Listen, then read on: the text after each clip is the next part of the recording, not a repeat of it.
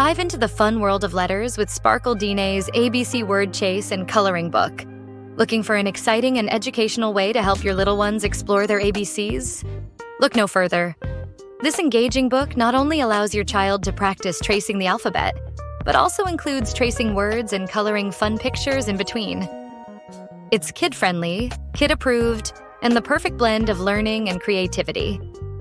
Get your copy today and watch your child's learning journey light up with joy. Come explore the world of t-shirts and self-expression by visiting In the Loop Radio Etsy shop. No matter what type of person you are, a trendsetter or a free spirit, our varied selection of t-shirts is made to complement your unique style. Shopping at In the Loop Radio isn't just about finding exceptional goods. It's about connecting with a vibrant community that celebrates creativity. So, don't hesitate to visit us, and let your next stop be your best stop at In the Loop Radio Etsy shop. Looking for custom products with a flair? Then stop by our new Etsy shop at Fit So Flawless Customs. Our curated collection features a diverse array of handcrafted treasures that add a touch of uniqueness to your life. Whether you're searching for the perfect gift or looking to treat yourself to something new, we got you covered. So don't be shy. Give us a try at Fit So Flawless, where you will find your fit. Hey everyone, and welcome back to the LifeScope channel. On your way in, be sure to like, share, definitely subscribe, and support the channel. It's always appreciated. So let's go political again for a little minute and talk about Vivek Ramaswamy's recent comments that he made regarding American culture. Now, if you have not heard, but I'm sure most of you have because this is a smart group, you have heard about some of the things he said regarding the culture celebrating mediocrity over excellence. And he says that this traces back to the 1990s. Now, we do know that Vivek Ramaswamy is of Indian heritage. So since the Trump administration is going to move into power in January, Vivek, along with Elon, who is technically South African, they are making some statements and they appear to be standing on it. So my thing is, I think it's not only funny, it's sad, because white America literally have said some of the things that Vivek Ramaswamy said in terms of being lazy. They said this to Black Americans. This is on record. This is basically historical. How many times they would say that Black people are lazy, even though slavery did help build this country. Let's not pretend. And if you want to put it in a better perspective, because people like to argue that it didn't, why would they not use free, not low pay, free labor to build shit? It saves them tons of money. They pocket off of the profits. Even if you can't fathom that slavery built this country, take it from a business perspective. I would rather get this person to do this for free rather than pay low wages. We have an issue with that now. But with that being said, so these type of comments have been made historically for years, talking about Black Americans being lazy, not wanting to do anything, celebrating mediocrity to a degree, not being smart, yada, yada, yada. But now, Vivek Ramaswamy, who did say some disparaging things about Black Americans and white Americans cheering him on and being all for him, being his cheerleader, didn't see an issue with what he was saying, agreeing with him. Now that he has turned around and said, you guys are lazy, you guys celebrate mediocrity, now it seems to be a problem. So some people actually support what Ramaswamy has said.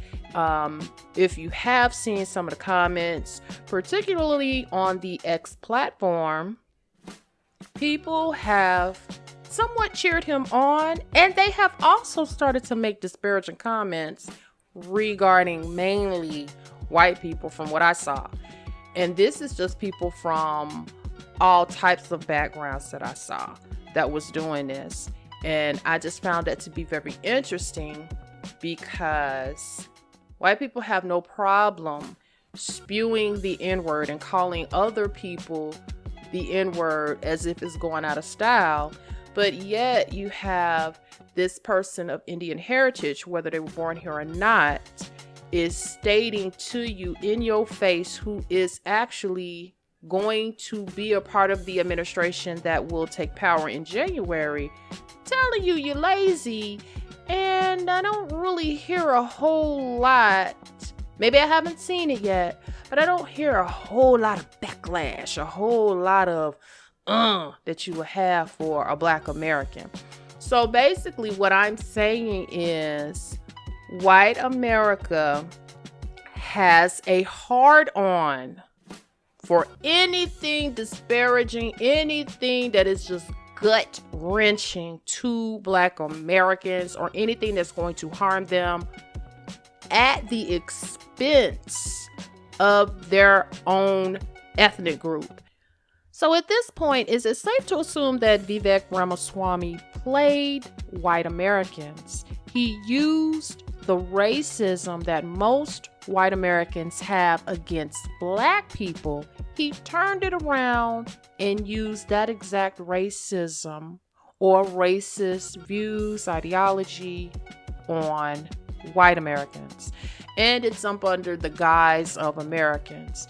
And most of the time, people like to say Black Americans aren't truly Americans. So he definitely meant white Americans. However, as a whole, we are all definitely Americans. You see, I kept on saying Americans. But anyway, one of the criticisms comes from a conservative radio host, John Cardillo, who labeled Ramaswamy's comments as one of the most offensive things that he's heard, and questions why, if India's tech talent is exceptional, they don't remain in their home country. Ooh. So what do you guys think? Do you think that Ramaswamy played white America only to get where he is now? Seems very opportunistic, but I mean, people at a certain level, they are very opportunistic. Speaking of which, Elon Musk.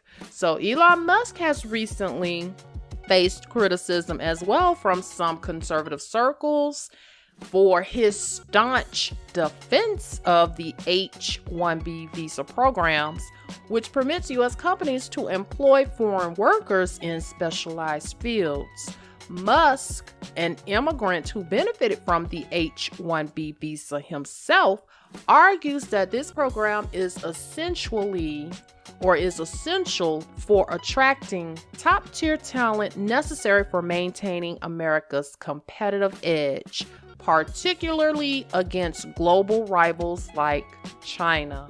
Now, let me just stop right there, because what the American people are saying, if you invest in the homegrown people, you can be just as competitive, you can be just as beneficial.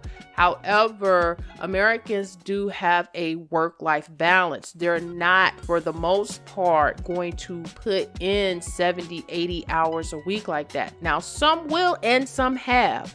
And we do have a history of our people doing that in order for the betterment of the country. So it just sounds really weird when you have people that either was a first generation born here or wasn't born here coming over here and benefiting off of the programs that the American people getting with Congress and rallying for or putting out for other people to come over here saying this is what we need to do for America. It's not going to always come off in a loving way. It's coming out very offensive and it's coming out very disrespectful. So this stance has sparked a debate within the Maga movement, while President-elect Donald Trump has expressed support for H-1B programs, stating, "I have many H-1B visas on my properties." Some of his supporters advocate for stricter immigration policies that prioritize American workers. Critics, including conservative commentator Steve Bannon, have accused Musk of undermining American labor by favoring foreign workers. Now, I have not looked up to see how many foreign workers Elon Musk has in his company, but there was a picture that was floating around on X, and it said that these were the techs behind X, and everybody appeared to look, I'm gonna say, East Indian, even Asian-esque. They appeared to look like those different type of ethnic groups. So people are like, okay, well, you're benefiting basically off of cheaper labor, and you're saying the necessity of the H-1B program for sectors like technology that require highly specialized skills need to come from foreign workers. And I am just paraphrasing. Basically, he is saying, in order for America to win, for America to be like it once was, we have to bring in foreign workers to make that possible. Now, some people really did criticize him for that because they said that was at a time where there wasn't hardly any foreign workers, the time that you are speaking of. So these were actual American people, so to speak, that were definitely doing the job. So this controversy highlights a broader tension between the need for skilled labor to drive innovation and economic growth, and the desire to protect domestic employment opportunities. Musk's position underscores the complexities of immigration policy in the context of a globalized economy where the competition for talent is fierce and the balance between open borders and national interests remains a contentious issue. So in my opinion, I feel that Trump definitely knows about all of this. I mean, his background, I don't recall what his background is, but it is not, his parents are not actually from America, or his grandparents, either or. But regardless to that fact, I see him as being an opportunist, just like how most business men at a certain level that's raining money are. They're going to take the opportunity that's going to best benefit them. So it's going to be very interesting to see whether or not, if Trump's base puts the pressure on him to get rid of Vivek and Elon Musk, or will Trump ride for Vivek and Elon Musk? Because in the grander scheme of things, Trump is only going to do 4 years, and then he will never be able to be eligible to become president again. So he could still be building up more money, building up more of his own legacy with his family, making sure that they are straight, or however he does, whatever he does in terms of just making money.